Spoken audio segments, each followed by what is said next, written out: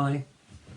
As I was sitting this morning eating my toasted hot cross bun, I was thinking, what do I want to say today?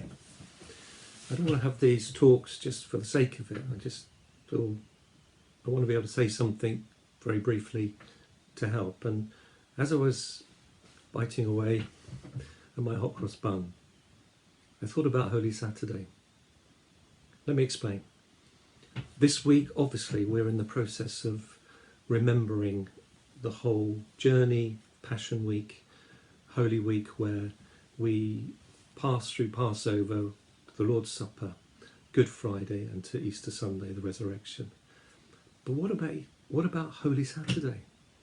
And I was thinking about that. And I was thinking, actually, that's amazing, because Holy Saturday is the one day where God didn't speak.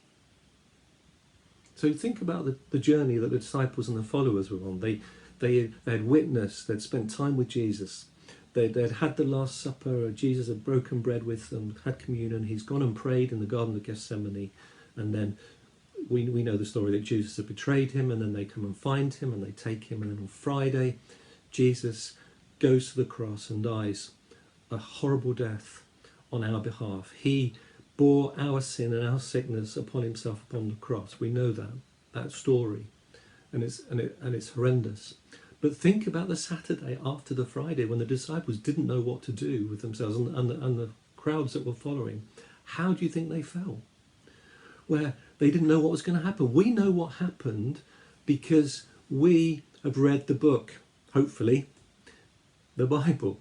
We know how the story ends, and every Easter you hear the Easter message coming forth. But Holy Saturday, the disciples must have been living with such uncertainty and such pain, not knowing what's going to happen, whether they're going to see Jesus again, is what he said true, all that kind of stuff. And I just think, as we're considering Easter and the whole period, I want you to consider Holy Saturday. I want you to consider and put it into our now context of the uncertainty of what's going to happen. We don't know. We don't know how long we're going to be locked down. We don't know how long that's going to take. We just don't know. And there's a level of anxiety and fear that pervades us. And I want to encourage you that we know how it ended with Jesus raising from the dead. I'll talk a bit more about that on Sunday, but we know how that ended.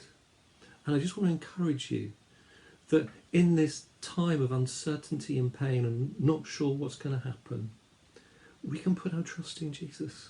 We can put our trust in the Lord, because no matter what happens, this is going to have an end point to it.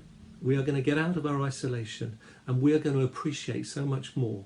We're going to appreciate the NHS so much more. We're going to appreciate our leaders so much more. We're going to appreciate the government so much more. We're going to appreciate our families so much more. We're going to learn to laugh amidst the pain and the trauma, and there's a lot of trauma and pain about. We're going to learn to appreciate so much more in this time. But when there's periods of uncertainty, what we have to do is learn to wait. Just learn to be. Hand over your worries. Hand over your uncertainty. Hand over your fears to the one who wants to take it all, Jesus. He did it on the cross.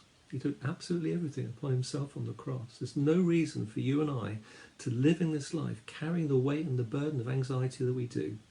And I want to encourage you today or the next few days just to hand over your pain and your anxiety to Jesus, because he really cares for you, and he didn't go to the cross for nothing. He went to the cross for you and for me. I know it may sound trite to some of you, but it's a reality and a truth, and there's evidence that it happened. So, Lord bless you. The Lord look after you and keep you. And may your Easter be a peace-filled waiting time where you receive refreshment and love. God bless.